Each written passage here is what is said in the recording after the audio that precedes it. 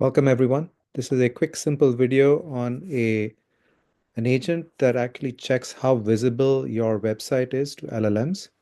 Why this is relevant, as you can imagine, is most people are now using LLMs to ask them a lot of questions. The LLMs now have built-in search, and if your websites have not been set up to be crawled by the LLM and is somehow blocking it, that when people are writing prompts and asking questions of the LLM, then your website's content is not going to show up in the LLMs, which puts you at a disadvantage.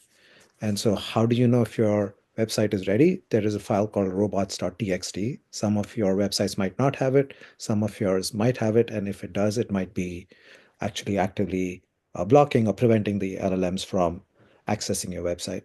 And so the way you use this agent is basically you go and you enter the URL of your website. So let's say I take Agent.ai and you click go. What this agent will do is it's going to now go run through, pick up the robots.txt, which is always at this at the root folder of your domain, and then it's going to analyze it.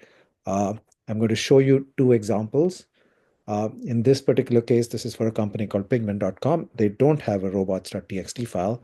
And so this agent will quickly give a recommendation. It tells you that it does not have, it tells you what the things are, why this matters, it tells you what the improvements are, implementation notes, and it also gives you a quick robots.txt that you could just copy and paste, and you'll notice you start talking about allowing what kind of bots you want to allow, which ones to deny, a sitemap.xml, which helps your search engines go do it. It talks about areas of your site that you might want to disallow. Again, this is a recommendation. You can go change this. If you don't have some of these sections, like a checkout, you can remove those.